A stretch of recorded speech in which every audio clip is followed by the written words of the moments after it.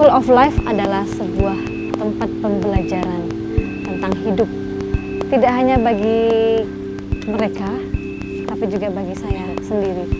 Jadi semua kami yang ada dalam School of Life, kami sama-sama belajar bagaimana menghargai hidup dan bagaimana menghidupi hidup dengan cara yang sebenarnya. The School of Life is a shelter for anyone, everybody who has been outcasted from his family, people, and also his country. Outcasted is a category for all the people, start from his childhood, even since the firstborn until the seniors, until the old age, who has not accepted by his family members, also his people or his community, because he or she has a disability, physically, mentally, or spiritually, and we receive them all, especially who has been rejected from all the places of shelter, and we are the last resort.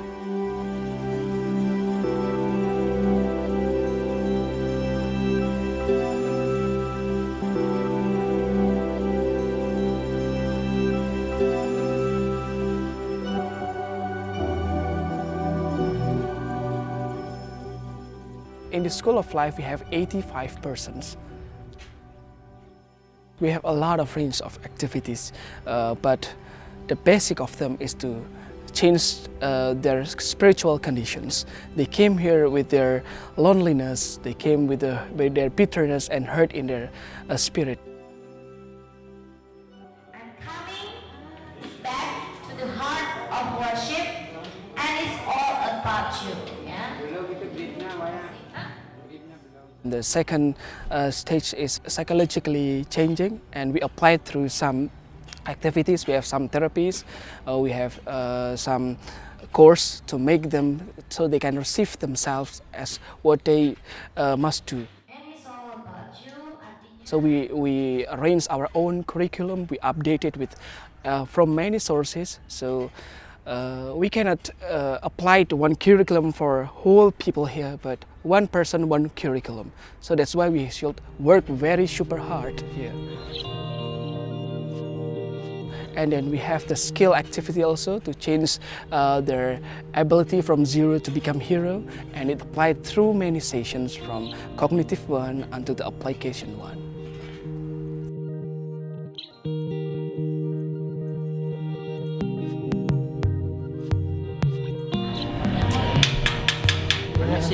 Ya, Bapak.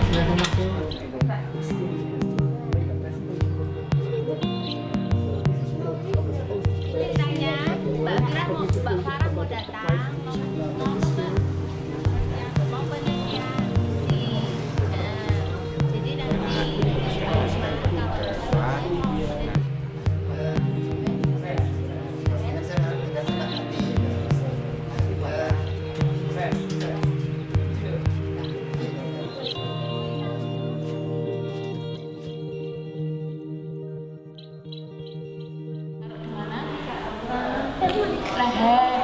sama Kia. Terus merawat rambut bayi biar lembut ya. Sini, punggung sini ya. Nah, habis itu pakai apa lagi? Sini. Nah, punggung sini. Habis itu pakai apa? Iya.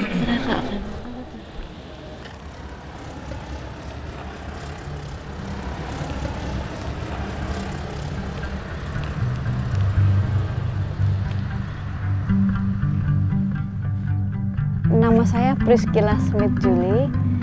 Saya adalah pendiri dan pembina di Yayasan Sekolah Kehidupan atau The School of Life Foundation. Dulu saya adalah anak yang tidak diinginkan oleh keluarga saya. Semasa saya masih dalam kandungan orang tua saya berusaha untuk menggugurkan saya. Namun akhirnya saya lahir dalam kondisi yang buta total. Itu yang membuat keluarga saya semakin kecewa, dan banyak hal yang saya alami. Akhirnya saya harus merantau, dan saya harus mengalami hal-hal yang negatif, yang saya merasa bahwa tidak ada artinya saya hidup di dunia. Sampai akhirnya saya menemukan yang disebut cahaya hati. Titik balik dari hidup saya ketika saya bertemu dengan Tuhan dan menerima Tuhan Yesus menjadi Tuhan dan Juru Selamat secara pribadi.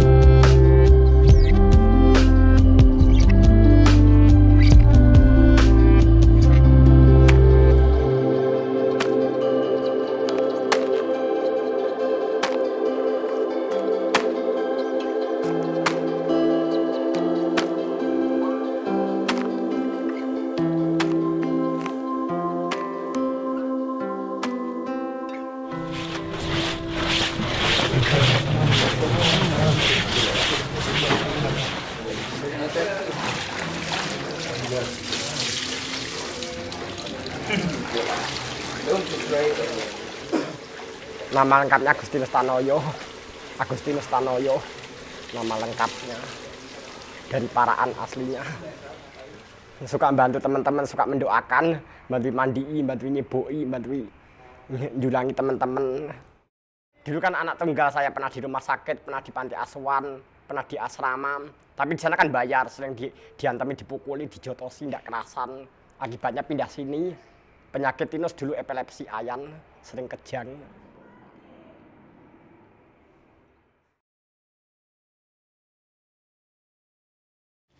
So, when those disciples aren't thankful, is that hard for you? Does that ever make you question what you're doing? Not at all. That's good for me. Sometimes medicine is bitter, right? But since some of them, they have problems in their mental health, they even don't say grateful. They even don't say thank you, but they mock at us. They say to us, "Why do you take me here? It's like a prison for me." But that's our love is examined. When we face think about that, we just say, "Thank you. I'm still loving you, whatever you say to me." And we do believe that they will be changed. But as a human being, sometimes I just felt that I have given all my life, but you just say to me like that. But once again, I say that that's the examination of love for me.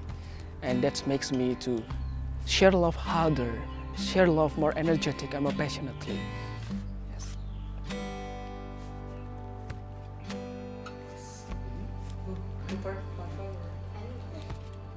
When Holly is still on Priska's womb, it's about 8th month, if I'm not mistaken. At one afternoon, one of our disciples pushed and forced Priska to go outside, and then she just take Priska's hand in very rude and so emotional, and then she kicked at Priska's stomach. I was so shocked at the time, and Priska was bleeding at the moment, and we have to go to the specialist doctor, and Actually, I was very hopeless at that time because 8 months in womb is a very critical period, and we just pray. And the most hardest part is to love the one who kicked Priska, because we live on a one roof, and every day I meet her, every day I have to say something good for her, but it was very hard. But praise God, Holly is healthy now and without any defect, and I believe that was God's works, and that's why I just make it into a poem, and then I just playing a piano, and then I just attach them into the lyrics, and it becomes a song.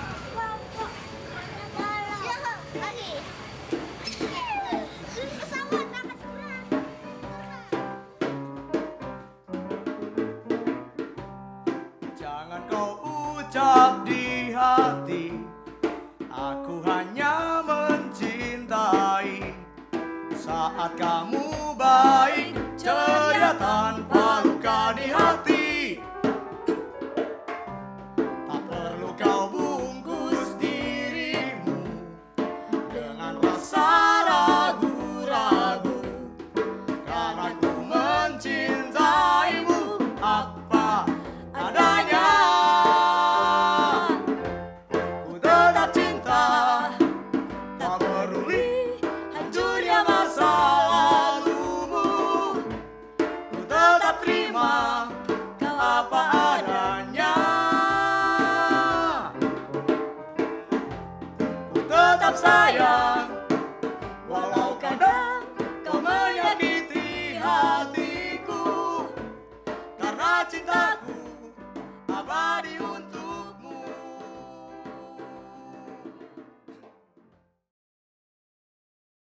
Ayo kita bareng-bareng, Tang. Kita jadi satu, Tang.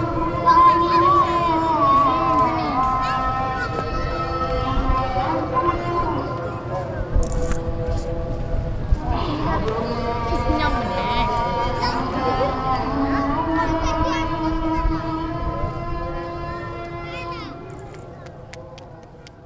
80% of Indonesian people are Muslim. Priska is being awarded with so many awards from this country. Some of them they are Muslim foundation. Some of them they are from Muslim institutions, Muslim universities, and even Priska is invited to be the motivator speaker in Muslim communities. So Muslims are openly received us.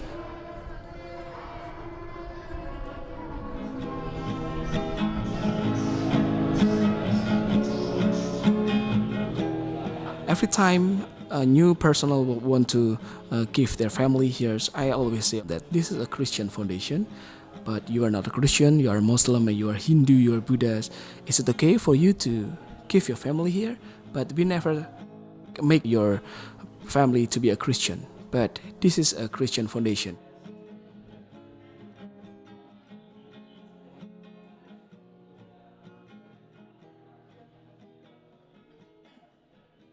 Christianity is the what we call as a backbone of this foundation, because based on Jesus himself, we built this place and we built all the things inside of this foundation. And we never try to cover ourselves that we are not a Christian. And before we occupy a new house, a new building, we talk to them that we are a Christian foundation. We want to run the activities here, so we ask for permission. So we built a nice relationship.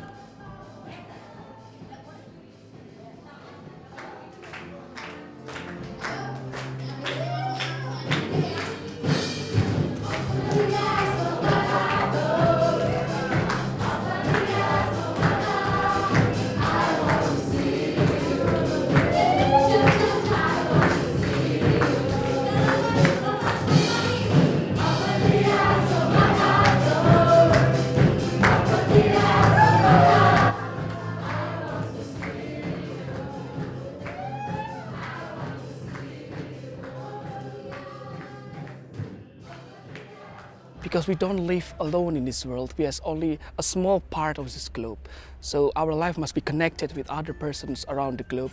And the simple way, the basic way to connect to others is by prayer. So we put the map on the floor, and we have the globe, and we have some banners. And when we put the map, we put the globe, our vision can see. Our vision can see the other parts of the world, other continents, other countries, and we begin to think, we begin to put in our hearts. And when we know that we should pray for this country, we collect the data from the internet, from the newspaper, and we must know what the actual news happened there, what we should pray for them. The banners represented what we hope to be changed. For example, we pray for nations in Africa, other country who has persecution over there, and we put our hands on the map and we put our fingers on the globe. And every day we did that. We did from to other countries, to other continents. We pray for the peace of this world, for the peace of many nations, so the world peace can occur. And that's what we do every day. And you never ask for outside people like Indonesians or other countries or other communities. You never ask anybody for money, right? Until now, it has not happened in our foundation, because at the first time, my wife and I, we have like a declaration for ourselves that we will never ask for others, but we will ask from the Lord. Pesan saya, jangan hanya jadi penonton. Saya mengajak untuk para audiens untuk melakukan hal yang lebih daripada yang saya lakukan. Saya tahu di dunia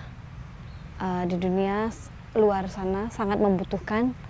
Saya mengajak, mari kita bersama-sama berkarya bagi kesejahteraan dan biar semua dunia tahu bahwa ada kasih yang tidak tergantikan, ada kasih yang betul-betul murni, dan menerima mereka adanya, dan menerima mereka apa adanya, dan mengembalikan mereka pada citra Tuhan yang sejati.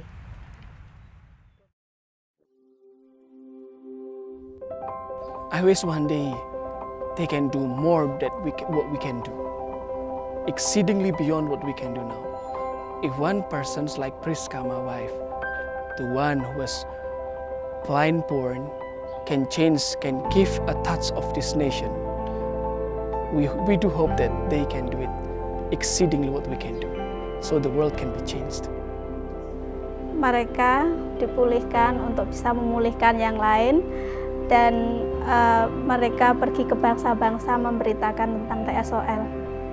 I wish all the people in the school of life feeling happiness, even they have limited attitude, and whatever they want, they will get someday. Dan saya berharap nantinya mereka akan bisa mandiri, tidak hanya bagi mereka, karena di sini adalah orang-orang yang sepertinya tidak ada harapan lagi. Tapi saya sangat berharap setelah mereka menemukan pengharapan di sini, mereka tidak hanya berhenti di sini, tapi juga mereka akan keluar untuk memberikan pengharapan bagi yang lain.